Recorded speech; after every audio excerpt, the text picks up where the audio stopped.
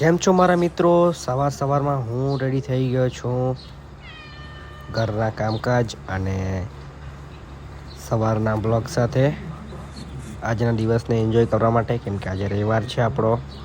અને હું ઉઠી ગયો છું.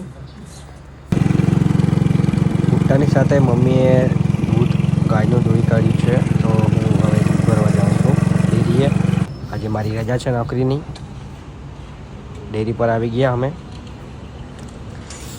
ડેરી પર આવ્યા તો એટલી બધી લાઈન જોવા મળી કે વાત જ ના પૂછો. આજે ખબર નહીં શું થયું હતું, મશીન બગડી ગયેલું હતું કે શું થયું. તો ડેરી પર બહુ માણસો છે આજે. જેમ તેમ લાઈનમાં ઊભા રહીને છેલ્લે આપણો બી લાઈન નંબર આવી ગયો. દૂધ આપી દીધું. ત્યાર પછી મેં આવી ગયો ચીખલીમાં આવી ગયો એટલે મેં આપણે જે લાઈનમાં દૂધ આપવાનું હોય છે ત્યાં મેં દૂધ આપી દીધું. મતલબ ત્યાં આપવા જવું જ હોય છે. ત્યાર પછી દૂધ આપી આવ્યા. ત્યાર પછી ઘરે આવ્યો તો બીમાર છું એટલે એટલું શરીર દુખતું હતું ને કે મગજ નહીં કામ આપે.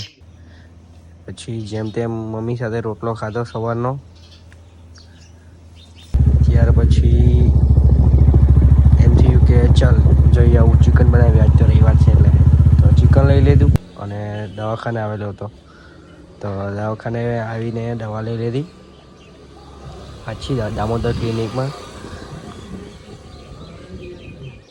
કેમકે પહેલી વારમાં રિકવરી નહીં આવી એટલી દવાથી. એટલે શરદી છે એટલે શરદી તો ટાઈમ ખેંચી જ લે 7 અઠવાડિયું સુધીનું.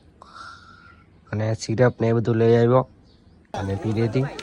ત્યાર પછી 8 વાગે આપણે મીટિંગ હતી, કેમકે આપણામાં અંબા માતાનો મંદિરનો રથોત્સવ આવે છે અને નવરાત્રિ પણ આવે છે, એટલે મંદિરનું રિનોવેશન કરવાનું છે અને બધું તે મીટિંગ હતી. ત્યાર પછી આજે નોર્મલ પોઝિંગ કર્યું ઘરે આવીને, કેમકે દવા એડ કરી છે બોડીમાં. પછી ખાવાનું પણ લિમિટમાં નહીં હતું, એટલે જરાક પોઝિંગ કરીને જોઈ લીધું કે કેવી છે બોડી, નોર્મલ છે કે ઉતરી નથી ગઈ ને એમ. તો લાગ્યું કે સારી છે એમ તો બોડી તો. આ પોઝિંગ બધું કર્યું પછી ભાઈ તો નાઇટ શિફ્ટમાં જવાનો હતો, તો ભાઈને રવાના કરી દીધો. અને ઘરે આજે રવિવાર છે તો બધા ટીવી જોઈ છે, એટલે મને ભૂખ લાગી ગઈ. રાતના દારૂ પીતો છું એટલે તો એક રોટલી ખાઈ લીધી અને શાક ખાઈ લીધું. અને વાગ્યા છે 11. તો બસ આજના બ્લોગમાં બસ આટલું જ. કાલે મળીએ નવા બ્લોગ સાથે.